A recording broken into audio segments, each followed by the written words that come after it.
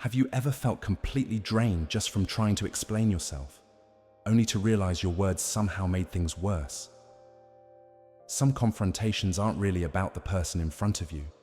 They're about something much deeper, something invisible but undeniably powerful. And what if I told you? Sometimes you're not speaking to a person, but to a wound, a fear, or a pain that's been living inside them for far too long. Not every battle is meant to be fought. Some struggles don't come from the person standing in front of you, but from something spiritual, something deeper than words or logic. When I say, you don't owe an explanation to the demons inside people, I don't just mean that metaphorically. There are real, unseen forces at work. Forces that can't be reasoned with, that operate in silence and shadow. You may find yourself constantly defending who you are, what you've said, or what you believe, pouring your heart out only to discover your words are being twisted, your motives questioned, your intentions doubted. That's not miscommunication. That's a spiritual attack. It's so easy to get caught up in trying to make people understand. You think, maybe if I say it differently, they'll finally get it. So you rephrase, clarify, repeat, hoping that this time they'll see where you're coming from. But it turns into a never-ending loop, like pouring yourself into a bottomless pit. Why? Because you're not just dealing with a person. You're confronting a spirit of confusion, a spirit of accusation, a spirit of manipulation. And those spirits, they don't want clarity. They thrive in chaos. They're not after truth. They're fueled by deception.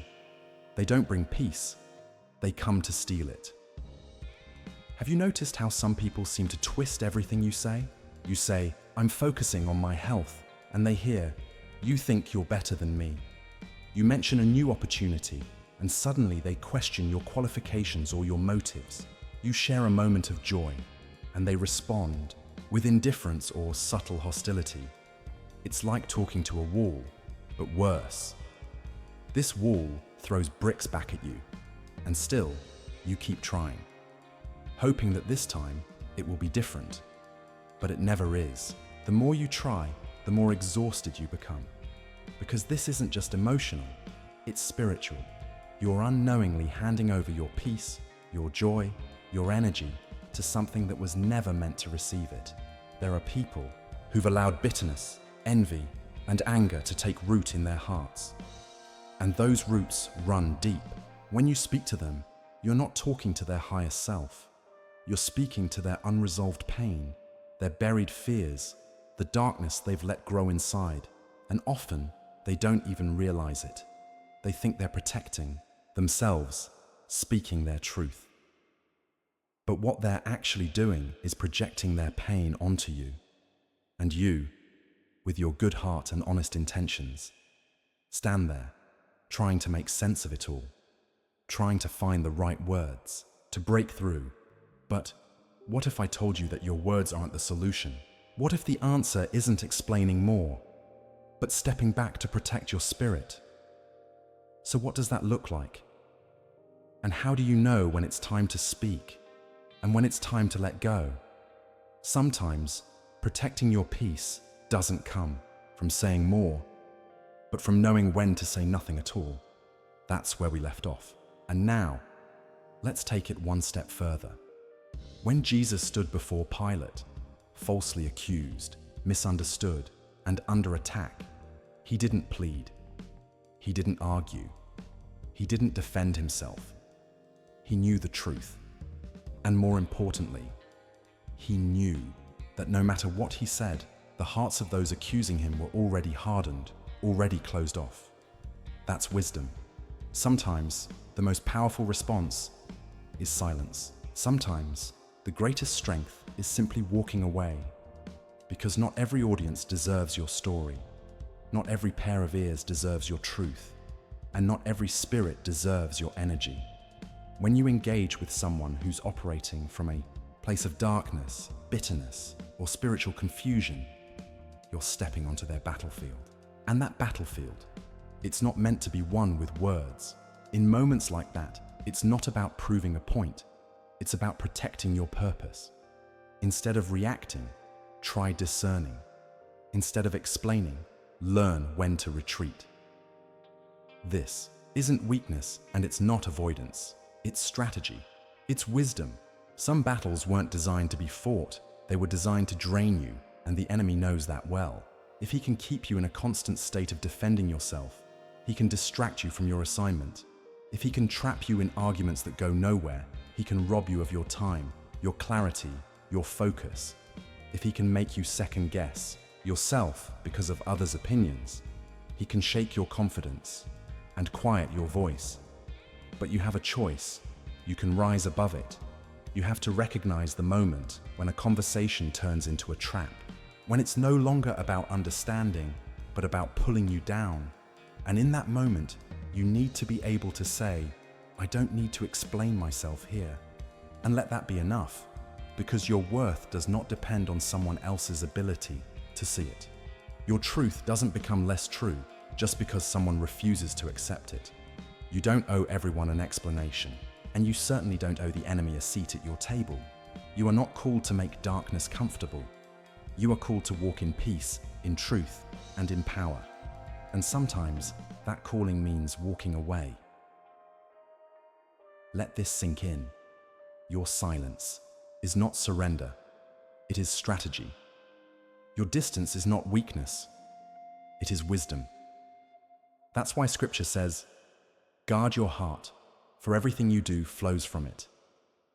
But how can you guard your heart if you're always leaving it open to attack? How can you maintain your peace if you keep offering it up for debate? The enemy knows this, and that's why he'll often work through people, sometimes even through those closest to you, because he knows your heart is open there. And he wants in, but again, you have a choice. You can choose to step back. You can choose to protect your peace. You can choose to let silence speak on your behalf.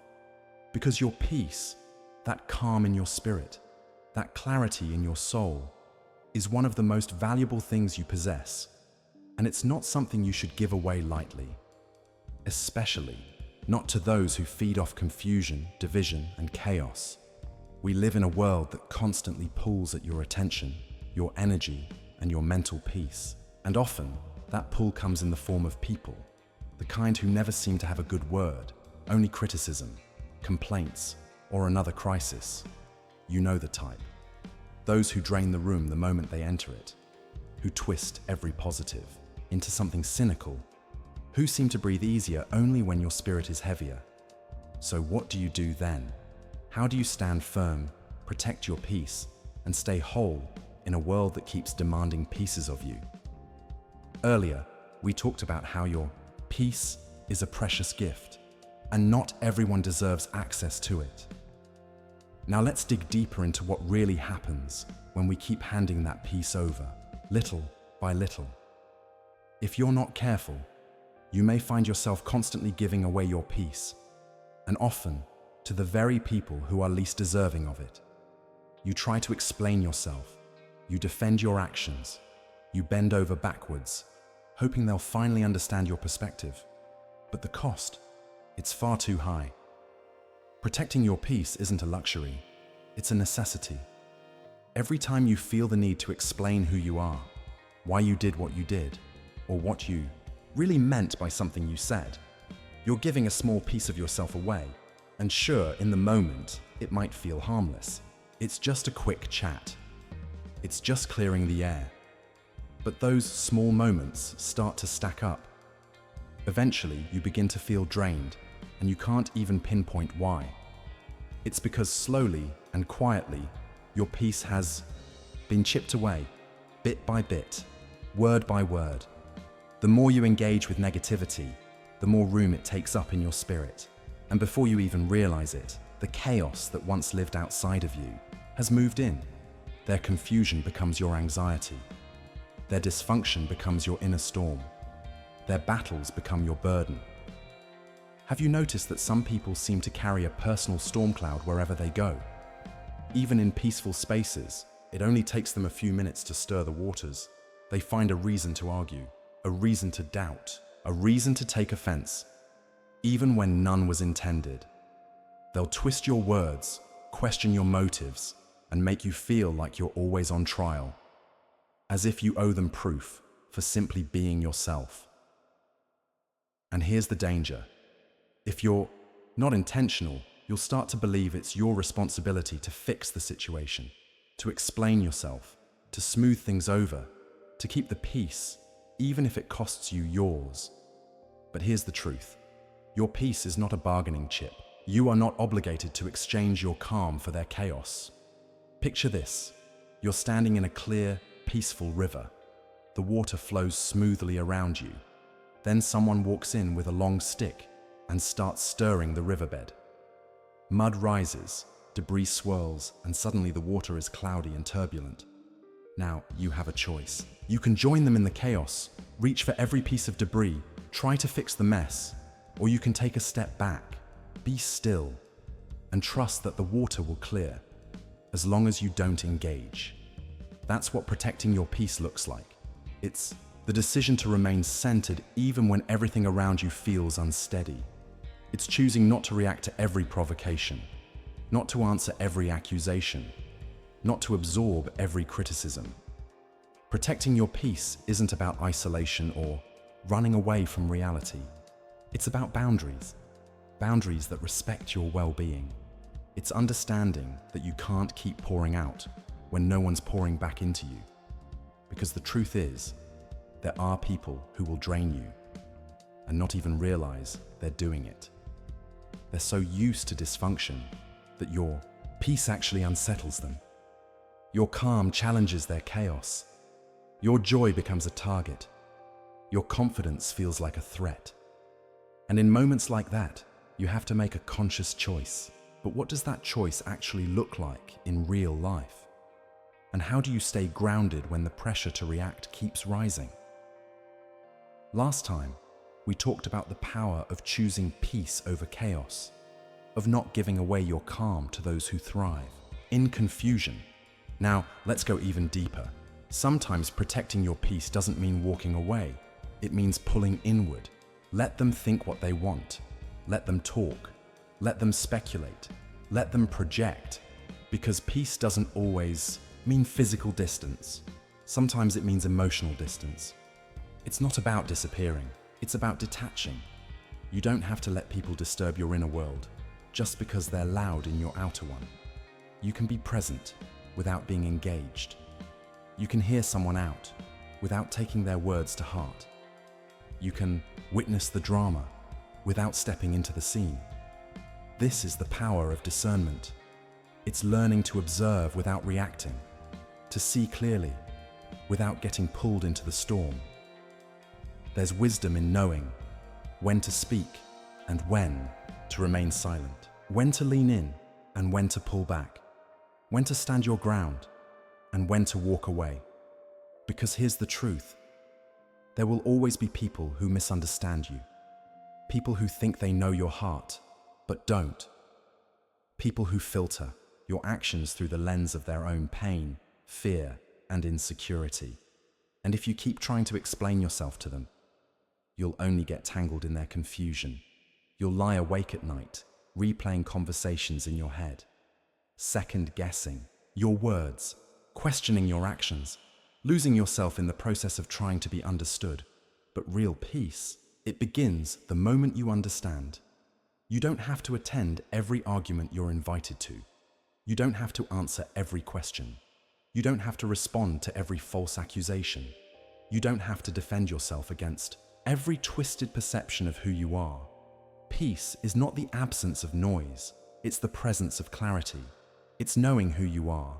It's being rooted in your intentions. And it's choosing to remain steady, even when everything around you is spinning. Peace means standing firm in your truth, even when others refuse to see it. Holding on to your joy, even when others try to drain it. Keeping your focus even when others throw distractions your way. And yes, sometimes protecting your peace looks like silence. Sometimes it looks like walking away from a conversation that doesn't deserve your voice. Sometimes it looks like saying, I don't need to explain myself, and walking in that confidence, because your peace is sacred, and not everyone deserves access to it. You must be willing, yes, willing, to disappoint people if that's what it takes to protect your peace. You must be okay with them thinking what they want, saying what they want, believing what they want. You're not here to manage everyone's emotions. You are only responsible for one spirit, your own. So the next time someone enters your life stirring up confusion, throwing shade, or trying to bait you into a debate, pause, breathe, and remember this: you don't have to explain yourself. To the demons in people, hold your peace. But how do you practically apply this in everyday relationships, with co-workers, friends, even family? Previously, we explored the power of holding your peace and the strength it takes to stay silent when others try to drag you into their storm. Now, let's talk about the gift that makes that possible: discernment. Protect your heart. Stand firm in who you are, and sometimes let your silence speak louder than any words ever could. Discernment is one of the most powerful tools you can carry. It's that inner nudge, that quiet voice within, that spiritual whisper that says, something here isn't right. But it's more than just gut instinct. It's deeper than mere intuition. Discernment is a kind of spiritual clarity, the ability to see beyond what's said, beyond what's shown, into the spirit behind the situation. Because let's face it, you will encounter people who challenge you, people who question you, people who push your buttons, not because they seek understanding, but because they seek control. And that's where discernment steps in. It helps you pause and ask, is this a conversation worth having, or a trap best avoided? Discernment reveals intention. It helps you see whether someone is genuinely seeking connection or simply looking for a way to bring you down. Because not every moment requires your response. Not every question deserves your energy. Not every accusation needs your defense. When you're grounded in discernment, you begin to see through the noise. You begin to notice the spirit behind the words. You'll hear bitterness behind the compliments. You'll recognize hurt beneath the hostility. You'll feel envy hiding beneath fake encouragement. And once you see it, really see it, you gain the power to rise above it. You can make the conscious decision not to step into the chaos. You can choose peace over performance. You can choose not to get dragged into storms that were never yours to weather. Discernment gives you space. Space to step back and see things for what they are. It's like standing in front of a blazing fire and knowing that tossing water on it won't calm it down. It'll only cause the flames to rise higher. Some people will come into your life wearing masks. They'll smile to your face, act like they support you, pretend to care. But over time, their true intentions start to surface. They begin speaking negatively behind your back. They start planting subtle seeds of doubt. They twist your words, manipulate your actions, and turn simple moments into confusion and drama. And without discernment, you might keep trying to win them over. You'll explain yourself again and again. You'll feel the need to prove your worth to people who were never interested in seeing it in the first place. But with discernment, something shifts. You realize their issue isn't with you. It's with what's unresolved in them.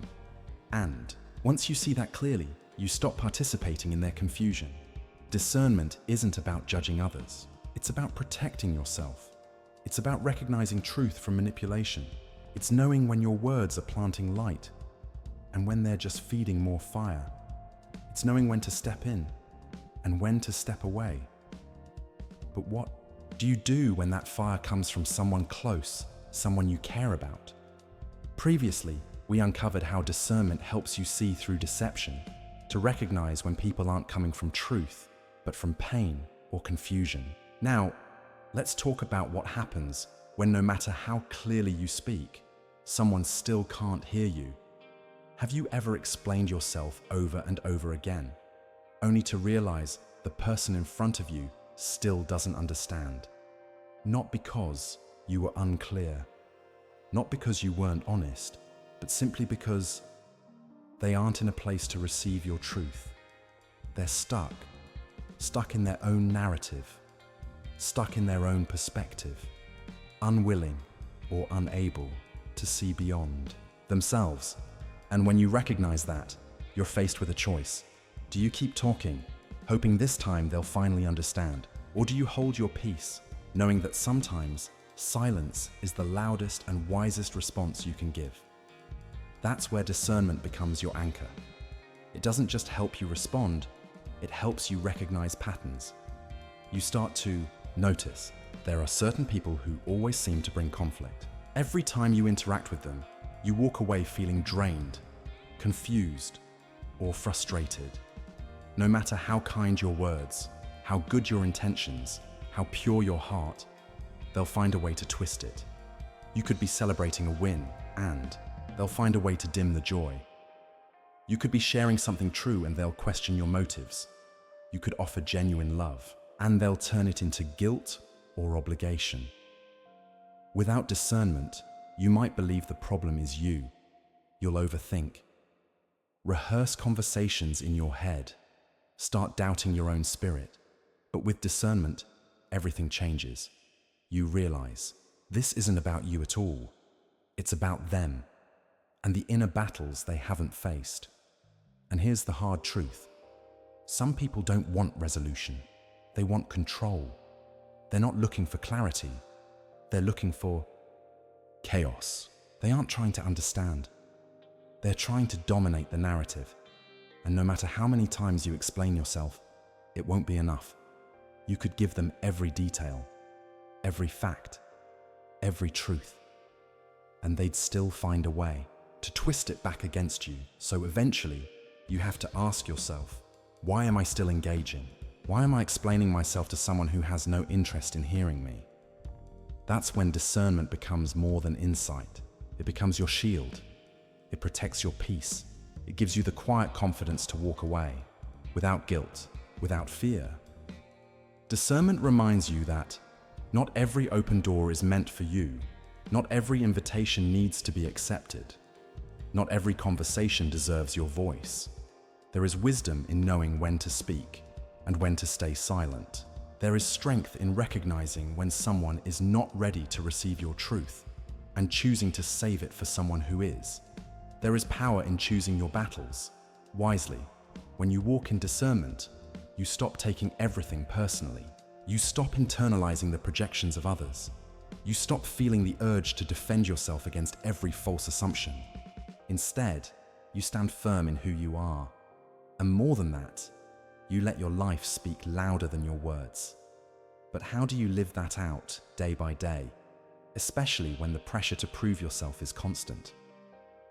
Previously, we talked about the power of discernment, about knowing when to walk away and stop explaining yourself to those who aren't ready or willing to understand. Now, let's take that even further, because sometimes the strongest response is no response at all.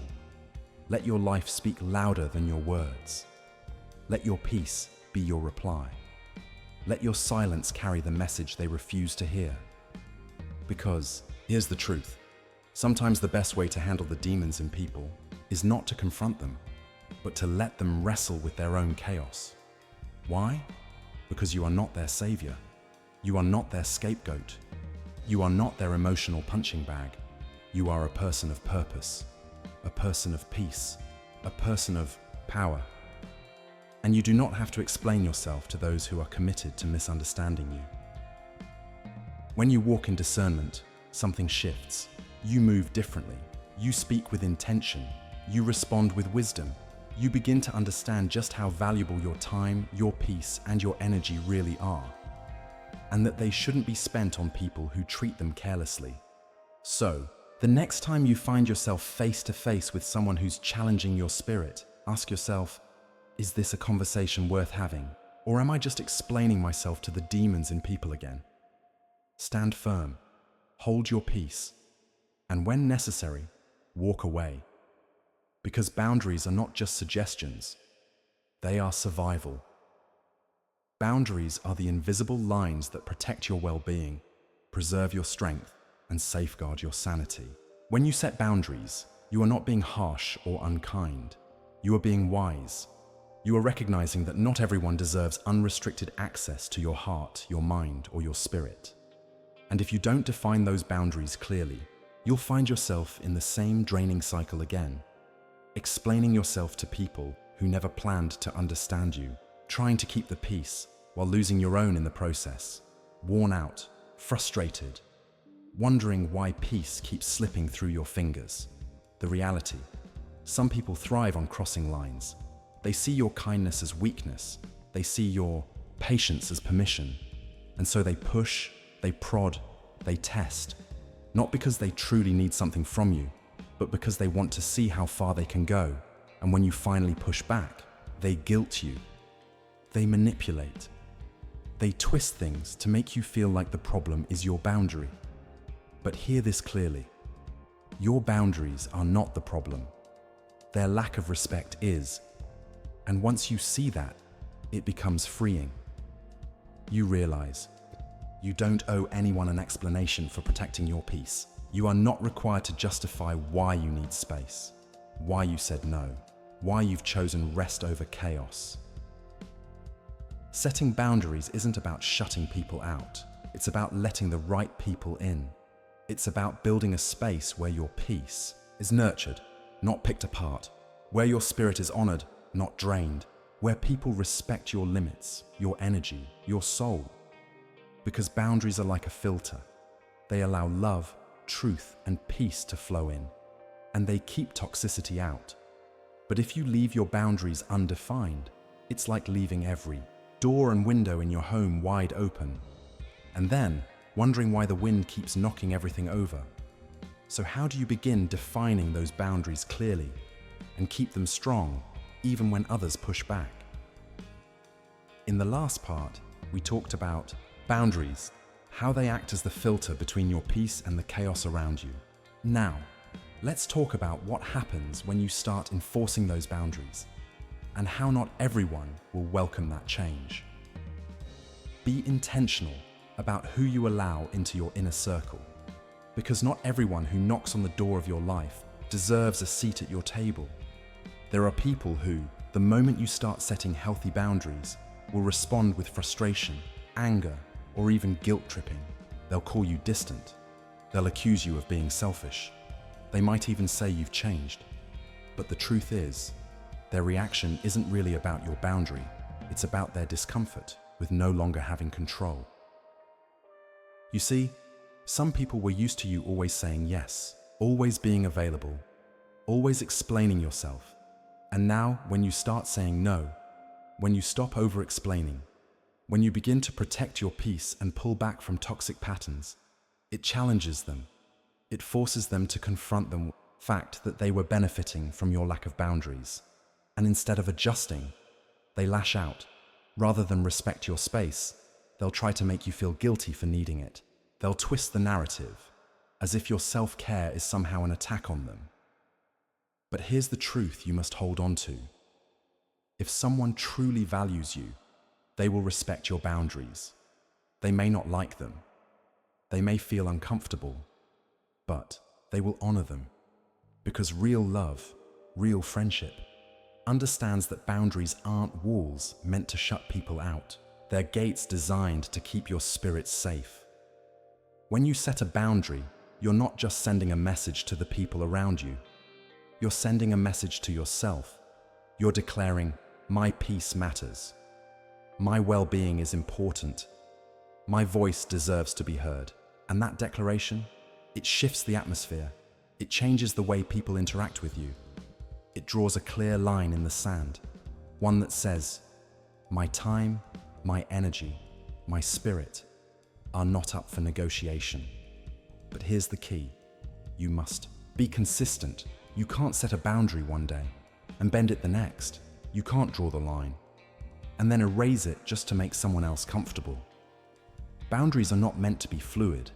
They are meant to be firm. They're the guardrails that keep your emotional health on track. And yes, there will be people who push back. They'll test the limits. They'll poke at your boundaries, trying to see if you really mean it. And this is where discernment shows up again. You have to recognize when someone's persistence isn't about love, but about control. When their concern is actually manipulation in disguise, you have to be willing to reinforce your boundaries, even when it's uncomfortable, even when it feels a little harsh. Because if you don't, those same people who disrespect your limits will also drain your peace. They'll keep you in cycles of explaining, defending, doubting, over and over again. And oftentimes, the hardest boundaries to set are the ones closest to home. It might be your family, your friends, even long-time co-workers, people who are used to having unlimited access to you. They may not understand why you need space now, why you're not as available as you used to be, why you're not engaging in the same draining conversations anymore. But you know what? In the last part, we explored the challenge of maintaining boundaries, especially when those around you resist them. Now, let's talk about your responsibility. Not to make others comfortable with your boundaries, but to stay committed to them. You are not responsible for making other people comfortable with your boundaries. What you are responsible for is maintaining them. Let that truth settle in. You are not being rude. You are not being selfish. You are not being too much. You're being responsible. You are being a wise steward of your time, your energy, and your peace. Because boundaries aren't just about keeping negativity out. They're about building a safe, healthy space where you can thrive, a space where your mind can breathe, your heart can rest, and your spirit can grow. Boundaries allow you to focus on what truly matters. They help you invest in relationships that bring life, not drain it. And they give you the power to move forward, instead of being constantly pulled backward by unnecessary drama and emotional noise. Think of boundaries like emotional capacity management. Without them, you'll find yourself constantly running on empty, always giving, always reacting, always catching your breath. But with clear boundaries, you gain the freedom to walk away from conversations that go nowhere, to release relationships that are emotionally draining, to step out of environments that feel toxic to your peace. And in doing so, you take back control of your life. Let me say this plainly. You don't owe everyone an explanation. Yes, read that again. You do not owe everyone an explanation. There's freedom in realizing that not every decision, not every step, and not every life choice requires a detailed report to those around you. In today's world, there's this constant pressure to explain ourselves, to justify our motives, our timelines, our dreams, to make sure people get it. But no matter how much you explain, there will always be people who don't want to understand. Some will twist your words. Others will question your values. Some will find fault in every action you take, no matter how pure your intention. And if you're not careful, you'll spend your life exhausting yourself for the approval of people who were never meant to validate your journey. So the next time you find yourself explaining and re-explaining, pause. Ask yourself, why am I explaining right now?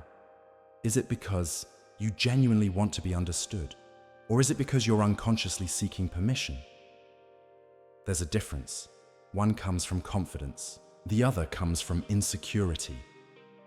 If you know in your heart that what you're doing is right, that it's aligned with your truth, your calling, your purpose, then you don't need the validation of those who were never meant to walk this path with you.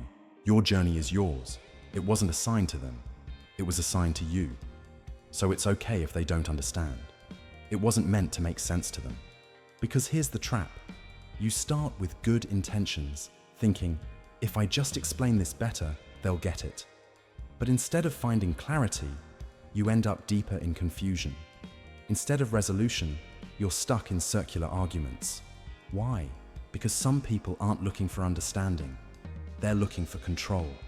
They want to keep you talking, keep you doubting, keep you defending yourself, because it gives them power.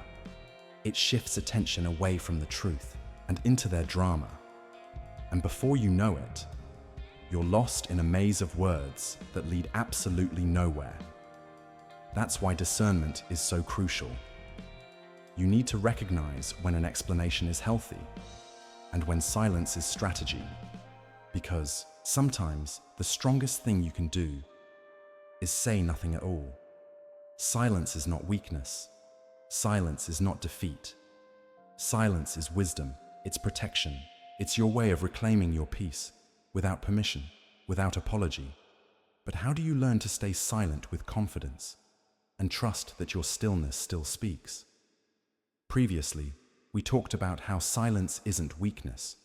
It's strategy. It's about choosing peace over performing for others' approval. Now let's go deeper into what it really means to stop explaining yourself and start living with purpose. There is power in choosing not to engage in battles that serve no purpose. There is strength in holding your tongue when your peace is on the line. Because when you choose not to explain yourself, especially to those who have no interest in truly understanding you, you're not being arrogant. You're being wise. You're making the intentional decision to protect your peace, to guard your energy, and to invest it where it actually matters. In the people and places that nourish your purpose. This isn't about shutting people out, and it's not about dodging accountability. Yes, there are moments when clarity is needed. There are conversations where vulnerability and honest communication lead to healing, to growth, to breakthrough. But that's not what we're addressing. Here, what we're talking about is the kind of explaining that comes from fear.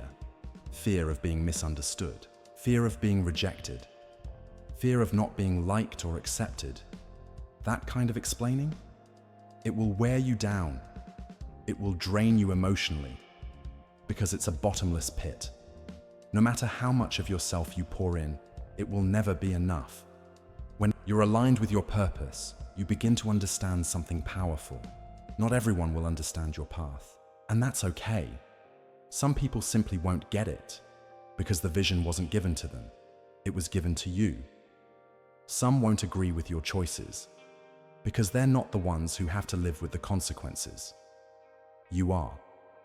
And when that realization sinks in, you begin to release the burden of over-explaining. You start walking with a quiet confidence. You let your actions do the talking. Because your life, that is your explanation. Your growth, that's your proof. Your peace, that's your response. You don't have to carry the weight of how others perceive you. You don't have to bend, shrink, or twist yourself just to fit someone else's limited understanding. You can speak with perfect clarity, and they still might not hear you. You could lay out every detail, and they might still believe whatever they want, but that's not your burden to carry. It never was. Your job is not to manage someone else's perception of you. Your job is to live truthfully, to walk in integrity, to maintain your peace.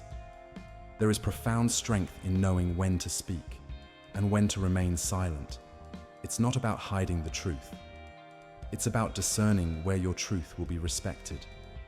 It's about asking yourself, will my voice bring light here, or just more noise? Sometimes the most powerful explanation you can give is to simply keep walking in your purpose. Let your life be the evidence. Let your joy be the response. Let your peace speak louder than any debate. Not everyone will understand your calling. Not everyone will see the vision that's been placed on your heart. Not everyone will get why you move the way you do, why you make the choices you make, or why your path looks different from theirs. Some will question you. Some will criticize. Some will even mock you. They'll try to bait you into debates, pull you into exhausting explanations, entangle you in the web of their opinions. But here's the reminder you need to hold on to. Your calling is not a conference call. It wasn't announced to everyone. It was whispered to you. So how do you stay focused on that calling, even when the voices around you try to drown it out? In the last part, we reminded ourselves that your calling wasn't announced to a crowd. It was whispered to you.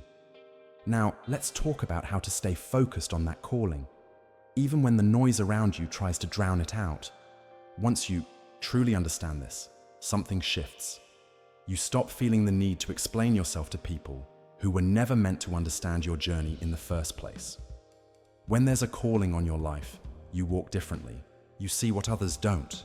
You feel drawn toward things that others might never comprehend. It's like walking through a crowded room and hearing a melody no one else can hear. A sound that pulls you forward, even if no one else recognizes the rhythm. But along the way, there will always be voices trying to interrupt that melody. They'll question your pace. They'll ask you to slow down. They'll pressure you to explain why you're not doing what they think you should be doing. They may even say, "Why aren't you like everyone else? Why don't you just stay where it's safe? Why take the risk?" But here's the truth. You do not owe them an explanation. You are not obligated to shrink your vision so it fits into their box. You are not required to slow your stride to match the comfort of those standing still. Sometimes the enemy won't distract you with failure. He'll use people. Yes, even those closest to you. Not because they're evil, but because they're unaware. They may think they're helping, that they're giving wise advice, that they're bringing you back to reality. But if their words create doubt instead of confidence, if their influence keeps you stuck instead of moving forward, if their concern keeps you questioning instead of walking in purpose, then you need to pause and recognize what's really happening. It's not direction, it's distraction. And the thing about distractions is, they rarely come looking like distractions. They come dressed as care, wrapped in concern, packaged in practicality, sometimes even disguised as love. But when you're clear about your calling, you also need to become clear about your boundaries, clear about what's meant to fuel you and what's trying to derail you, because your calling is not about comfort or convenience. It won't always make sense, not to others, and honestly, not always to you. And that's okay. You don't need to have every answer to take the next step. You don't need the full picture to keep moving forward. What you do need is the faith to keep walking, and the wisdom not to get caught in endless conversations that were never meant to guide you. So when people question your pace, when they challenge your path, when they push back on your process, you don't have to explain. You don't have to defend. You don't have to pause your purpose just to make them feel better. Sometimes your progress is your only response. There will be people who try to debate your destiny. They'll analyze your every move, pick apart your decisions, and put your calling under a microscope. They'll demand answers. They'll demand proof. They'll demand justification. But not every question deserves your time. Not every critic deserves your voice. Because sometimes the strongest answer is to let your actions do the talking, to let your consistency prove your clarity. Sometimes the best response is to keep building, keep growing, keep moving. While they're talking, you're doing. Previously, we talked about how your progress is often your best response, that you don't owe explanations when your purpose speaks for itself. Now, let's talk about the strength it takes to keep moving forward, even when you're misunderstood, questioned, or doubted. While they're debating, you're creating. While they're questioning, you're walking boldly in your calling. Because when you're clear on your purpose, something becomes obvious. Your focus is your most valuable asset, and focus doesn't live in the same room as constant explanation. The moment you stop to justify yourself to people who are not walking your path, the moment you pause to explain your vision to those who were never meant to see it, you lose momentum. You give away something sacred, your time, your energy, your movement, and worse, you give people a kind of power they were never meant to hold. Your time is too precious to waste on those who are committed to misunderstanding you. Your energy is too valuable to pour into people who only want to drain it. Your purpose is too important to let it be redirected by voices that were never invested in it. Here's the truth. Not everyone will cheer for your calling. Not everyone will clap for your clarity. Not everyone will support your steps. Some people, even unintentionally, will try to project their fears onto your future. They'll speak from their limitations and try to make them yours. They'll speak from their doubt and try to shape your confidence.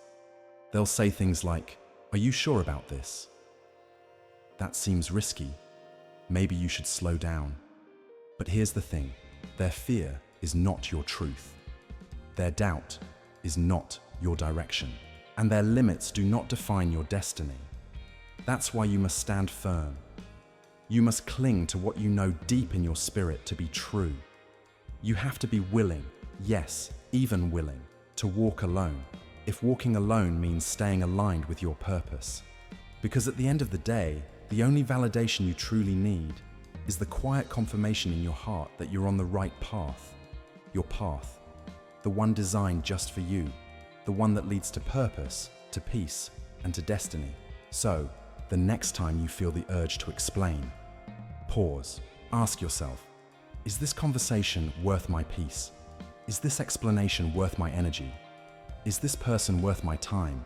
If the answer is no, then choose silence, choose stillness, choose peace.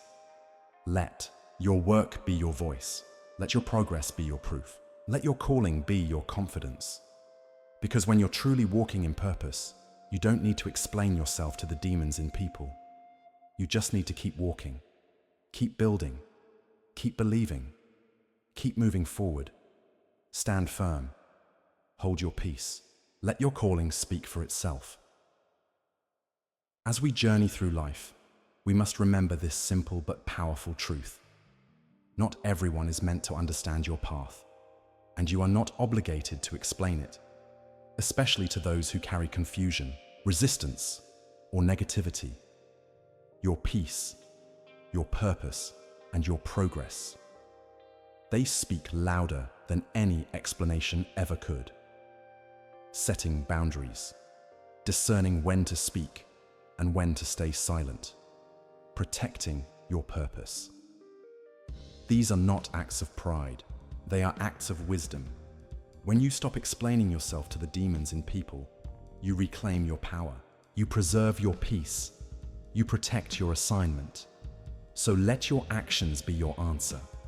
Let your growth be your reply. Let your life be the evidence of the truth you carry. Stand tall, stay grounded, and let the noise fade into the background as you walk boldly into your destiny. Keep moving, keep believing, because your purpose is far greater than their perception. So now, take a deep breath. In a world full of noise, full of opinions, full of pressure to constantly explain, justify, and defend, let this be your reminder. You don't owe everyone access to you. You don't owe everyone an explanation. And you certainly don't owe your energy to people who are committed to misunderstanding your heart. You are not here to be liked by everyone. You are not here to fit the mold.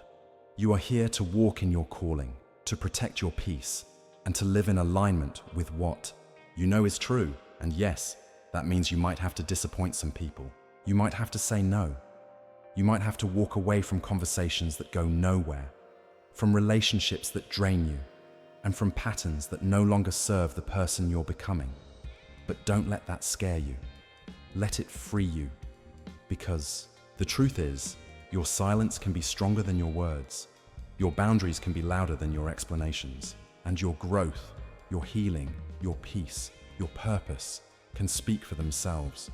You don't need everyone to understand your path. It was never theirs to understand. It was assigned to you, and you alone. So, hold your peace.